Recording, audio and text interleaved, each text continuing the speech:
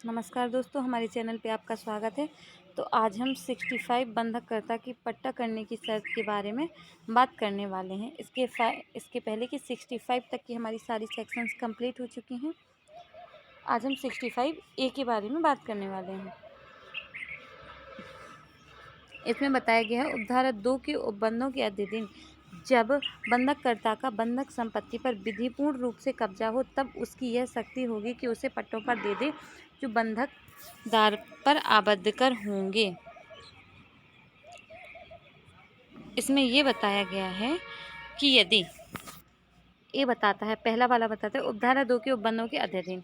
जो उपधारा 2 में बातें बताई गई हैं, उपधारा 2 में इनमें जो बातें बताई गई इनके अधीन जब बंधककर्ता का बंधक संपत्ति पर विधिपूर्ण रूप से कब्जा हो।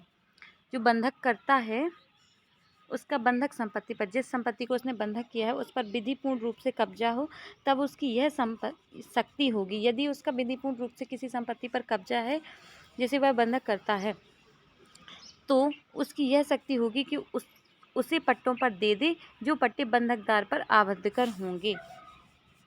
मतलब वह अपनी उस संपत्ति को जिसे वह विधिपूर्ण रूप से हक अर्जित करता है उस संपत्ति को क्या कर सकता है, पट्टे पर दे सकता है और उस पट्टे पर दे देता है, पट्टों पर दे दे जो बंधकदार पर आबद्ध कर होंगे। जो बंधकदार है उस पर आबद्ध कर होंगे ऐसे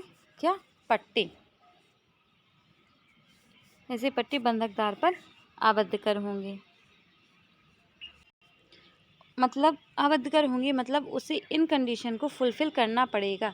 देखते हैं कौन कौन कंडीशन है। मतलब वह पट्टे पर दे सकता है पर इन कंडीशन के अध्ययन ही वह पट्टे पर देगा। पहली बात यह है,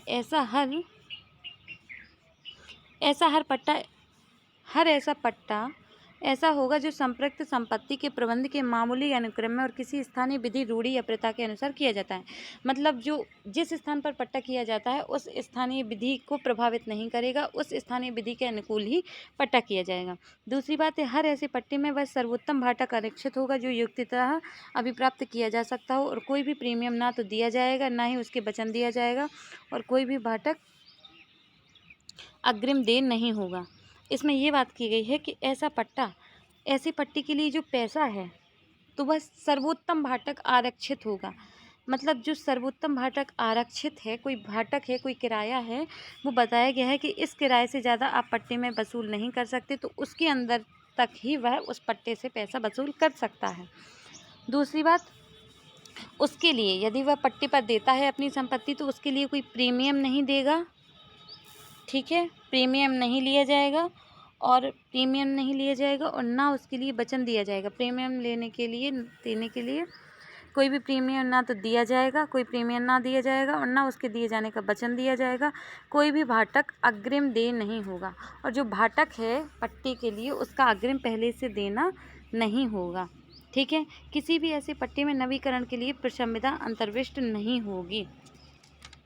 अब इसमें ये बात की गई है कि इसको हम एक एग्जाम्पल से समझते हैं कि बंधक संपत्ति में पट्टा होने पर नवीकरण नहीं होगा। बंधक संपत्ति है उस पर पट्टा होता है, इसको ऐसे समझते हैं कि यदि बंधक संपत्ति उस पर पट्टा होता है तो उसमें नवीकरण नहीं होगा। चौथी बात ये कहता है कि हर ऐसा पट्टा ऐसी तारीख से प्रभावी होगा जो उसके किए जाने की तारीख से 6 मास के अधिक पश्चात की ना हो। मतलब पट्टा के लिए जो तारीख नियत की गई है, जिस दिन वो तारीख नियत की गई है उससे 6 माह के अंतर्गत ही पट्टा हो सकता है, उसके बाद की कोई तारीख नहीं होनी चाहिए। पांचवा है, निर्माणों के पट्टे की दशा में चाहे वे उस भूमि के जिस पर वे स्थित हैं सहित या बिना पट्टे पर दिए गए हों। दूसरा है, निर्माणों के पट्टे की दशा में जो निर्माण कार्य है उसके पट्टे की दशा में चाहे वह उस भूमि के जिस पर वे स्थित हैं, जो भूमि पर वह स्थित है या सहित या बिना, मतलब जो भूमि पर स्थित है या नहीं उसके साथ या बिना भी दिए गए हों, पट्टे की अस्तित्वावधि किसी दशा में भी 3 वर्ष से अधिक की ना होगी। पट्टे में भाटक देने के लिए प्रशम्यता और उसमें विनिर्दिष्ट समय के भीतर भाटक ना चुकाए जाने पर पुनः प्रवेश की शर्त अंतर्विष्ट होगी।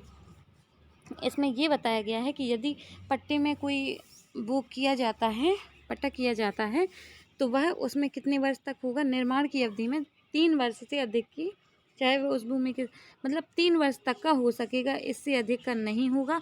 और यदि 3 वर्ष तक में वह भाटक मतलब जो किराया है वह वापस नहीं कर देता है तो उस पर पुनः प्रवेश का अधिकारी हो जाएगा। कौन हो जाएगा? जो पट्टा करता है उसका अधिकार उस संपत्ति पर हो जाएगा, यदि 3 वर्ष के अंतर्गत वह भाटक को चुका नहीं देता। अब जो उपधारा 3 है वो कहते हैं उपधारा 1 की उपबंध केवल तभी और वहीं तक लागू होंगे जब और जहां तक कि बंधक विलेख में कोई तत्प्रतिकूल आशय व्यक्त ना किया गया हो। उपधारा 2 के उपबंधों में फेरफार या उनका विस्तार बंधक विलेख द्वारा किया जा सकता है और इस प्रकार फेरफार किया गया विस्तार उपबंध यथाशक्ति वैसे ही प्रकार से और वैसी प्रसंगतियाँ प्रभाव और परिणामों के सहित प्रवर्तित होंगे मानो ऐसे फेरफार या विस्तार उस उपधारा में अंतर्विष्ट हों।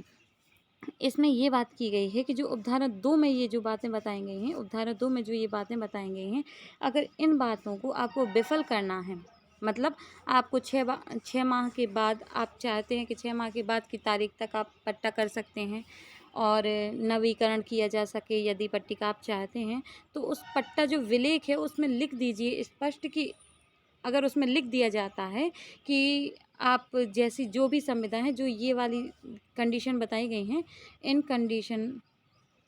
कंडीशन को आप लिख देते हैं, इनके कंडीशन के विपरीत भी तो भी वह लागू होगा। उसके लिए शर्त यही होगी जो पट्टा विलेख है, पट्टा विलेख में आपको चीज़ों को स्पष्ट करना होगा कि आप कैसा पट्टा चाहते हैं तो उसके अनुकूल हो जाएगा।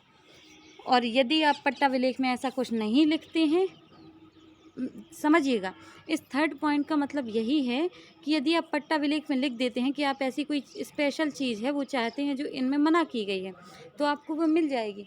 परंतु यदि आप नहीं लिखते हैं पट्टा विलेख में कि आप इनमें से कोई चीज़ चाहते हैं तो आपको इनके अंतर्गत चीज़ें नहीं मिलेंगी। थैंक यू दोस्तों, आज के लिए सिर्फ इतना ही। अगर आपको वीडियो अच्छा लगता है तो आप सपोर्ट कर सकते हैं, यदि कोई कमी लगती है तो आप बता सकते हैं। Thank you, bye bye, take care.